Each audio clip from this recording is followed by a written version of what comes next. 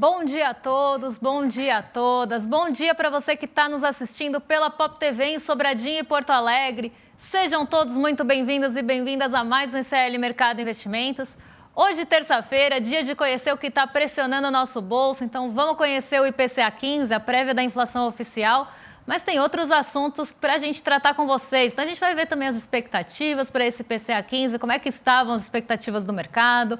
Vamos falar também do índice de confiança da construção civil e do Haddad, que falou aí em crescer, na verdade, em crescer com ajuste fiscal. A gente vai explicar isso para vocês daqui a pouquinho. Mas antes de tudo isso, eu vou dar bom dia para o André. Bom dia, André, como você está? Bom dia, Débora. Bom dia a todos os nossos telespectadores. Vamos falar do IPCA 15, que é a estrela do dia, nessa paulada que aconteceu. Vamos explicar da onde que veio essa alta tão grande. Vamos ver o que mais afetou o bolso das pessoas. Lembrando também que são questões, tem muita questão sazonal, tem questão aí de questão climática. Então, muito assunto para a gente tratar sobre esse tema. Vamos falar da construção civil também, como está a perspectiva da construção civil. Vamos repercutir algumas falas do Haddad, prometendo aumento de investimento mesmo com ajuste fiscal. Vamos ver se isso é possível, inclusive. Vamos discutir sobre tudo isso. Mas, então, tem tanto assunto nesse dia de hoje que a gente já pode partir para a agenda, né, Débora? Então, o que o nosso telespectador pode enfrentar nesse dia de hoje? Bom, hoje na agenda a gente tem um monte de balanços corporativos, tanto antes da abertura quanto depois do fechamento. Vocês vão notar isso quando aparecer aí na tela para vocês. Mas tem outros assuntos bem importantes que saíram ao longo do dia. Então, antes da abertura lá nos Estados Unidos, balanço da Home Depot, esse já conhecido, e na Alemanha, bem cedinho, também saiu o PIB do quarto trimestre. Esses dados já divulgados também fora do Brasil mais cedo. Aí a gente entra para a agenda brasileira. Então, tem IPC-FIP semanal aqui no Brasil também bem cedinho. Depois os dados da FGV e NCCM de fevereiro e a sondagem da construção. Esse dado a gente vai trazer para vocês com mais detalhes. Vamos ver o que está mexendo com a confiança da construção civil aqui no Brasil. E aí sim a estrela do dia, o IPCA 15, que era muito aguardado. Inclusive estava com uma projeção bem alta para a variação desse mês. Nos Estados Unidos, meio-dia, tem índice de confiança do consumidor. E aí, na sequência, a gente tem os dirigentes e presidentes do Banco Central dos Estados Unidos, do Fed, participando de eventos e dando ali seus discursos. Então, isso também deve ficar um pouco na centralidade, porque além da confiança do consumidor e dos balanços corporativos, não tem muitos dados macroeconômicos lá nos Estados Unidos. Então, de novo, o peso deve ir para os dirigentes do Banco Central de lá, justamente na busca por sinalizações em relação à política monetária, que vem aí com muita incerteza, inclusive as treasuries bem voláteis nesses tempos, por conta justamente dessa condição de política monetária incerta. Aí a gente volta aqui para o Brasil, depois do fechamento tem balanço CBA, tem também Vivo Telefônica, pode passar aí a agenda para o pessoal acompanhar com a gente, tem RD Saúde, né, Raia Drogasil, IRB e Redditor. Então, esses são os balanços aguardados para depois do fechamento. E tem na África do Sul, reunião dos ministros de Finanças e presidentes de bancos centrais do G20. Hoje, uma agenda mais focada mesmo no corporativo, de forma geral, de forma global. E aqui no Brasil, o IPCA 15 fica no destaque, no holofote. Falando em IPCA 15, eu já vou contar para vocês quais eram as projeções do mercado antes da gente entrar no próprio IPCA 15. Vamos ver o que o mercado estava esperando desse indicador, dessa prévia da inflação e por que o mercado estava esperando isso. Então vamos lá, a média das projeções do IPCA 15 ficou em 1,33%. O piso, né, então a projeção mais baixa entre os 41 agentes, aqui está 41%, tá gente, mas é 41 instituições que responderam à pesquisa. Então das 41 instituições, a menor projeção foi de 0,56 e a maior 1,53. Então, as projeções variaram entre 0,56% e 1,53% no mês a mês, tá? Então, na variação de fevereiro contra janeiro. E a média dessas projeções foi 1,33%, aí um pouco mais próxima até da realidade. A gente vai contar um pouquinho para vocês daqui a pouco, se acertou ou não o mercado. Mas o que o mercado estava esperando? Que o grupo habitação tivesse um peso muito grande, justamente por conta da energia elétrica e dos bônus que tiveram no mês passado, que nesse mês não teria, apesar de pegar 15 dias de janeiro e 15 dias de fevereiro, as mensalidades, que estão no momento justamente de ajustes, e algumas questões sazonais de entre safra de cana. Então o mercado estava apostando que isso que faria o IPCA 15 subir.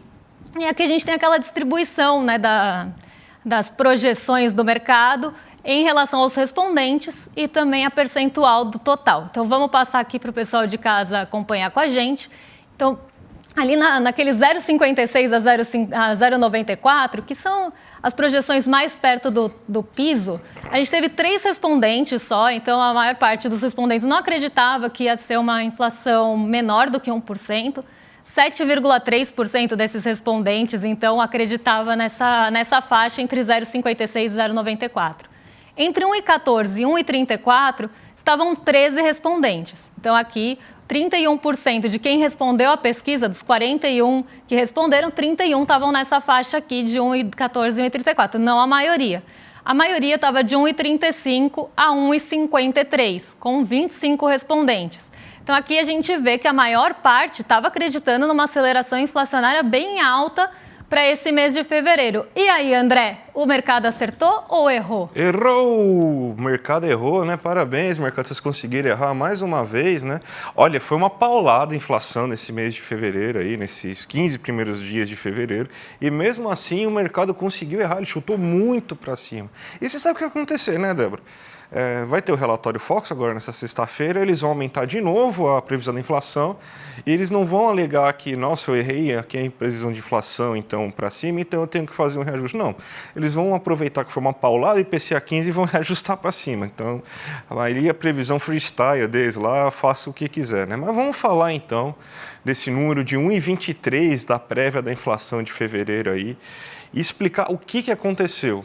Vamos dizer assim que a gente teve um pouco de tempestade perfeita aqui nesse mês de fevereiro, com muita coisa afetando a inflação, esses 15 primeiros dias de inflação. A gente teve tudo que causa muita inflação aqui, tudo que tem grande peso aumentou.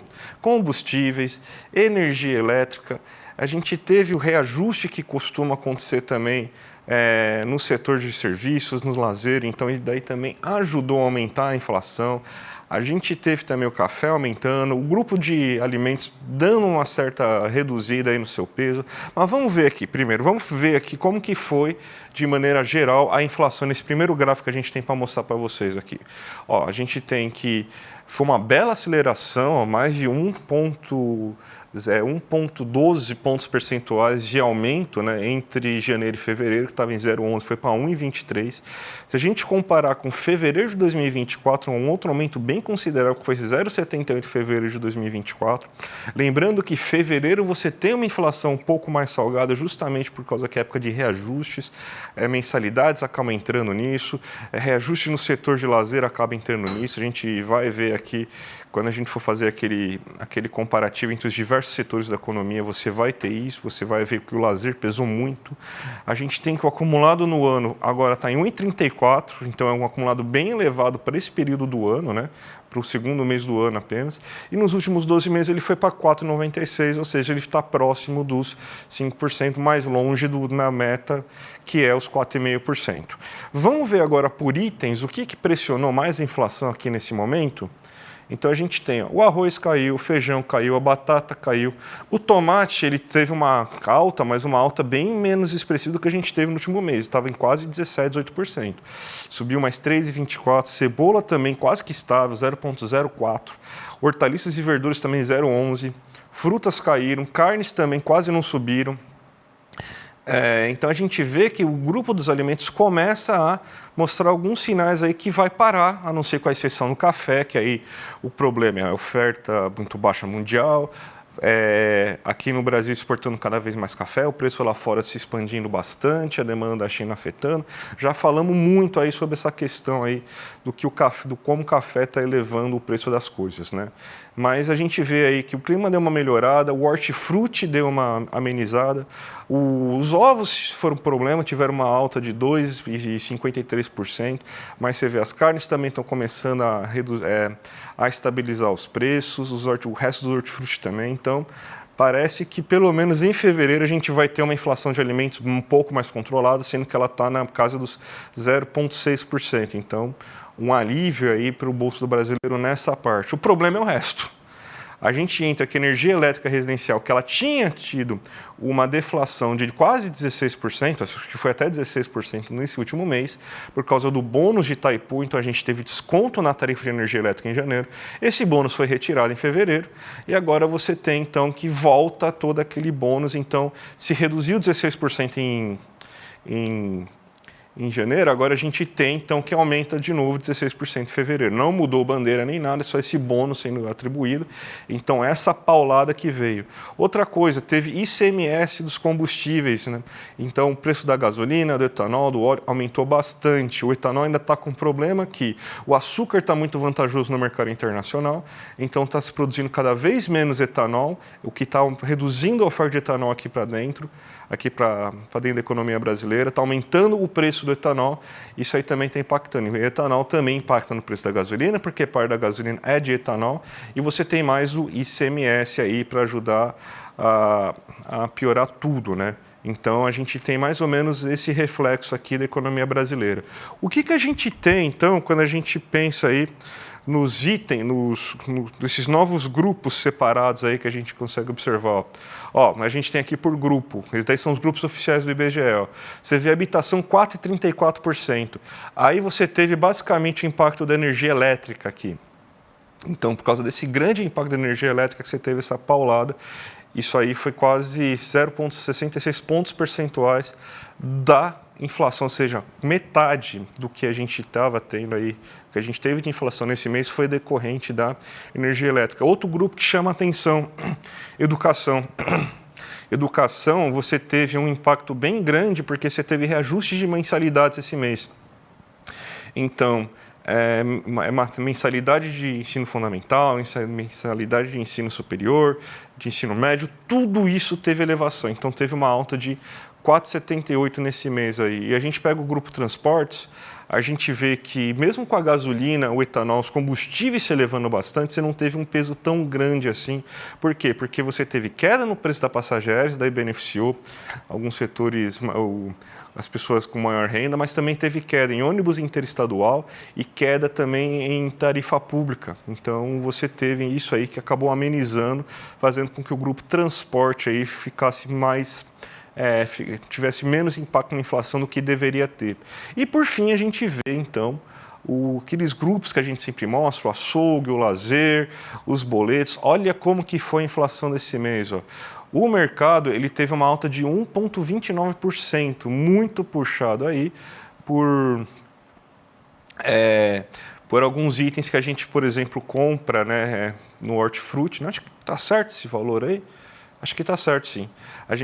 Tá certo, né? Então a gente teve esse 1,29% aí do mercado, porque foi puxado muito, porque mesmo com alimentos não tendo uma inflação tão alta, mas os outros itens que a gente compra de bazar no mercado tiveram uma grande alta. Lembrando que é um momento de geralmente reajuste anual de preços em relação a isso. Você vê a feira subiu bastante. A feira subiu 2,1%, ainda teve alguns produtos da feira que acabaram subindo muito. O açougue ainda tendo alta, 2,30%.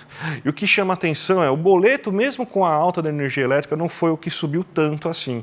Esse 0,87 aí a gente teve aí que outros itens de boleto acabaram reduzindo aí a conta desse mês. E por fim a gente tem um lazer. O lazer ele subiu bastante, daí eu fui procurar, porque não era tão normal o lazer subir tanto assim, mas teve alta no preço do café fora de casa, do vinho, da cerveja, teve alta no prato fora de casa, nos jogos de azar, na entrada de casas noturnas. Então você teve foi um período de reajuste dos preços aí das pessoas que trabalham com serviços, basicamente. Então o preço do cabeleireiro reajustou, o preço da manicure reajustou. Então isso aí fez com que elevasse bastante aí o preço do lazer nesse momento. Então a gente vê que a inflação realmente foi bem complicada esse mês. Você teve quase que uma tempestade perfeita para fazer com que esses preços aumentassem.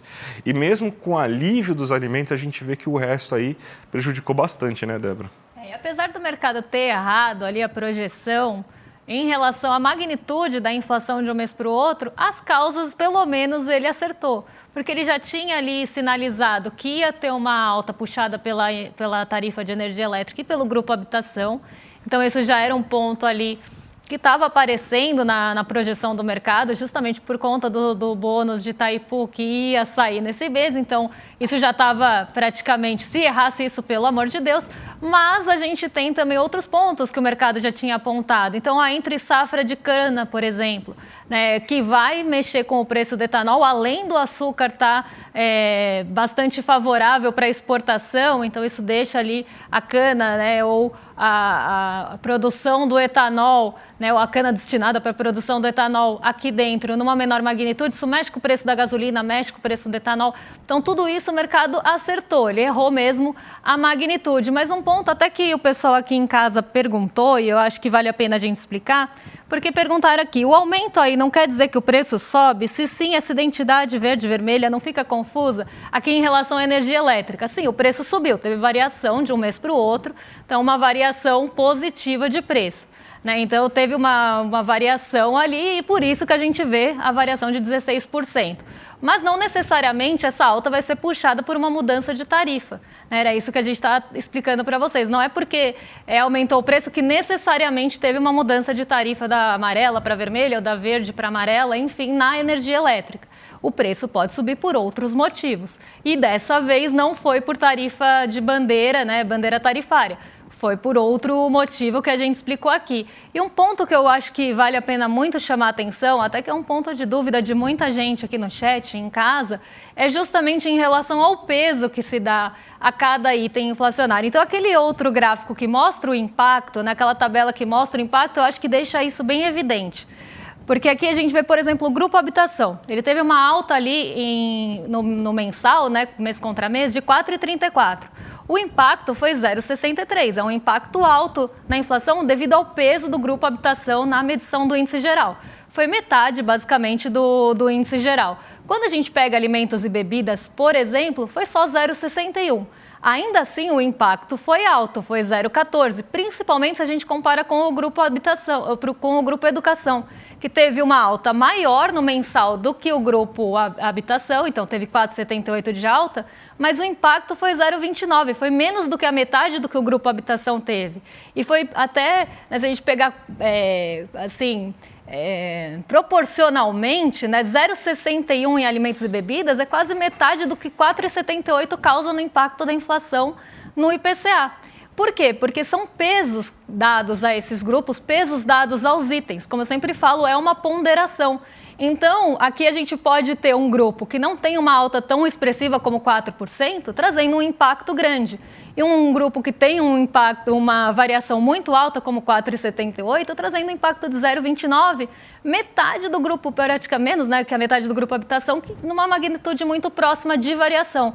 Justamente por isso, são pesos dados a cada um desses itens. E aí, às vezes, as pessoas falam, mas eu não sinto essa inflação.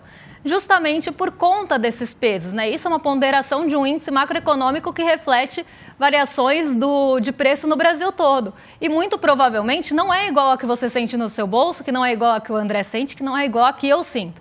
Então, a gente tem essa percepção, às vezes, distorcida da inflação, porque a gente não entende ela como um indicador macroeconômico. A gente sempre pensa individualmente na gente.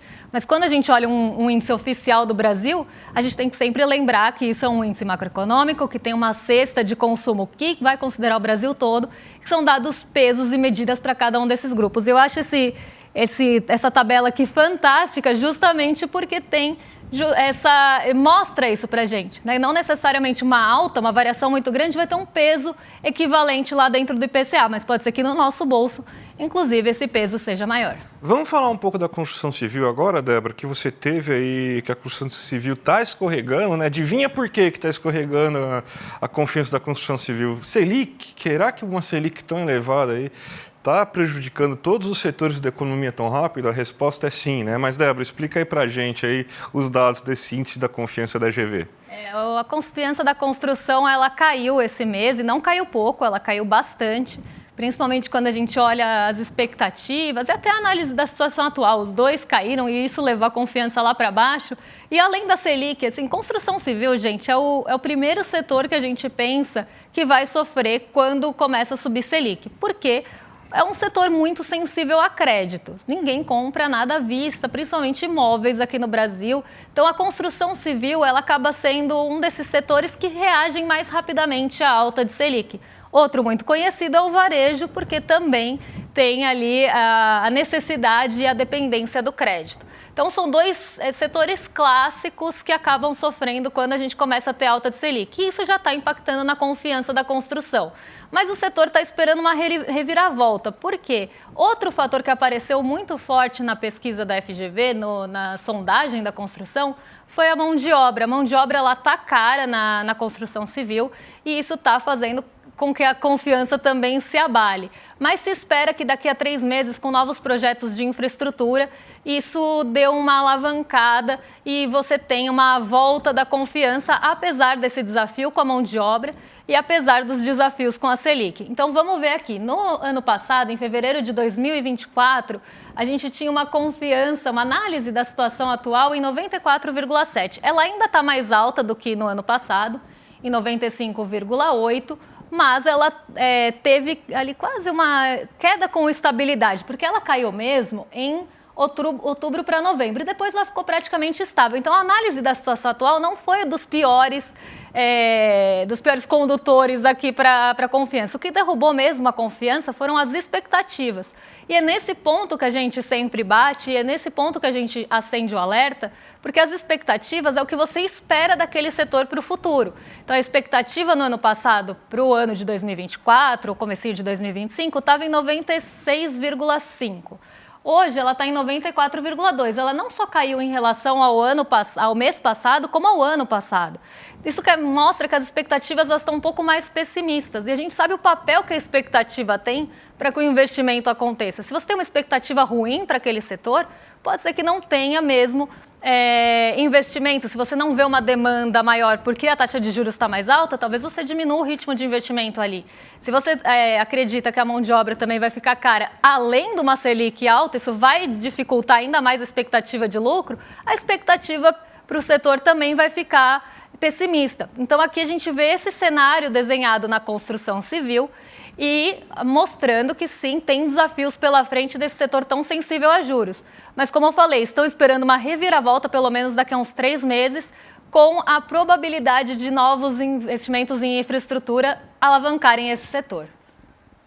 Vamos falar agora também da fala do Haddad, porque o Haddad ele falou, né, que o ajuste fiscal deve vir atrelado com maior crescimento econômico e deve ter um aumento do investimento graças a isso, né? Então, para explicar para vocês, assim, não é que o Haddad está louco, tá, gente? O Haddad ele está se baseando numa teoria chamada austeridade expansionista, foi os 2 nomes mais fortes provavelmente disso.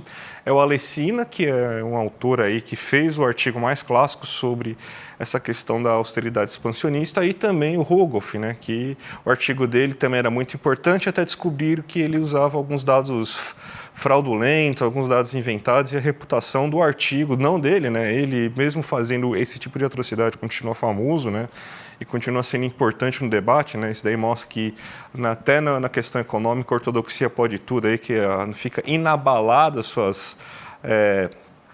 sua reputação. Mas o Alesina tem o artigo mais famoso que fala que basicamente é o seguinte: quando você tem então esse ajuste fiscal, você retira o papel aí do Estado na economia. É como se eles entendessem que a economia fosse uma caixa, vamos dizer assim, que você vai ter parte dessa caixa, assim, ela vai estar sempre completinha. Então, se o governo decide aumentar a quantidade de investimento que ele faz, é o que ele chama de efeito crowding out, né? Então, aumenta a quantidade aí de investimento do setor privado, do setor público, só que isso retira oportunidades de investimento do setor privado. Então, o aumento do investimento do setor público, ele acaba inibindo o investimento privado. Quando você reduz investimentos no setor público, você expande a quantidade de investimentos do setor privado. E sendo que, para eles, o setor público é ineficiente na hora de fazer investimentos, então você deve evitar ao máximo, você deve sempre fazer ajuste fiscal, o ajuste fiscal vai ser expansionista. Eu gosto de chamar essa teoria de teoria da fada da confiança. Porque basicamente você acredita que eu vou deixar o ambiente jurídico perfeito, eu vou deixar as contas públicas em dia, e daí a fada da confiança vai lá com a sua varinha, plim, e você vai lá e tem crescimento econômico, porque magicamente as pessoas vão investir graças a isso. Não funciona isso assim, tá, gente? A gente já teve aí essa teoria e voltou com muita força aí no Meirelles, né? O Meirelles falava muito disso, de tornar o ambiente macroeconômico muito bom para você aumentar o nível de investimento. A gente viu o que aconteceu, né? O nosso querido crescimento em L, você ficou andando de lado, né? Economia caranguejo que a gente teve durante o governo Temer. Então, não é assim esse passo de mágica. Eu acredito que não vai ser uma coisa assim tão fácil a gente conseguir fazer esse nível de investimento crescer com o ajuste fiscal. Na minha visão, inclusive, eu acho que inibe, né? Porque o investimento, né? Já falava o nosso querido Keynes que quando o governo não investe, o governo é um bom motor, né? Um bom aquecedor do investimento, ele acaba sendo uma ignição no nível de investimento. Então, o governo investe e aumenta as perspectivas de demanda, isso daí gera maior nível de investimento, até privado. Então, acho que a lógica é completamente contrária, Débora. E quando eu fiz a pergunta para o ministro da Fazenda, Fernando Haddad, em relação à dependência que o arcabouço estava deixando do crescimento e essa dependência do investimento privado, era justamente, eu estava esperando que ele fosse me responder, André, em relação à fala da confiança. Eu achei que ele ia ter algo nesse sentido de resposta. Não foi a resposta que eu tive e enfim, ele também não abordou muito profundamente esse ponto, mas a gente já viu isso acontecer quando você deixa ali muito na mão do investimento privado, o que acaba acontecendo? Você às vezes concede ali alguns benefícios e isso acaba virando lucro no final das contas, não se reverte em investimento em capacidade produtiva, em aumento de capacidade e no fim da linha nem mesmo ali no crescimento econômico, em impacto econômico. Inclusive eu fiz essa pergunta não à toa, era algo que eu gostaria muito de saber. E porque eu vejo que cada vez mais se deixa essa dependência na mão do investimento privado e a gente sabe os riscos que a gente corre com isso. E com esse direcionamento que o arcabouço mesmo acaba gerando. Débora, você sabe que é hoje, né? Finalmente chegou hoje, é o nosso esquenta do carnaval, né? O esquenta do Oscar, na verdade, que é a grande live que a gente vai ter do lançamento do livro da Juliana Dalpiva, né? Que é o Crime Sem Castigo, né? Que vai contar a luta da Eunice e da família Paiva em busca da justiça aí contra os militares. A gente vai trazer essa história aí maravilhosa, mais uma versão dessa história do Rubens Paiva, que está na moda, né? Justamente pelo fato da gente tá concorrendo, né, ao Oscar aí, a Fernandinha, o filme Ainda Estou Aqui, que conta a história do Rubens Paiva mostrando os terrores, né, como que uma família sofreu em relação a tudo o que aconteceu na ditadura militar. Então a gente tem aqui, vai ter uma live com a Juliana Dalpiva, autora do livro, com o Marcelo Rubens Paiva, que é o autor do Ainda Estou Aqui e filho da Eunice Paiva, estrela do filme, a Vera Paiva, que também é filha, irmã do Marcelo Rubens Paiva, e o Eduardo Moreira. Então, gente, vai ser imperdível essa live aí,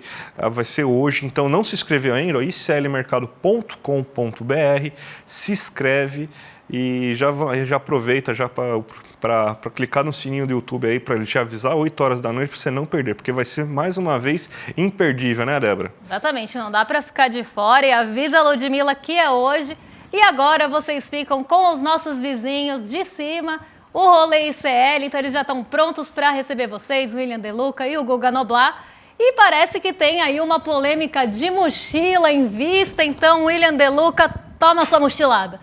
Hoje chegou o grande dia do nosso encontro com Marcelo Rubens Paiva e Vera Paiva, filhos de Rubens Paiva e Eunice, todos personagens do filme Ainda Estou Aqui, que está concorrendo ao Oscar. Um encontro histórico. Que sorte que você está vendo esse vídeo, você não pode perder esse encontro hoje à noite. Não tem replay e ele vai ser absolutamente maravilhoso. À noite a gente se vê.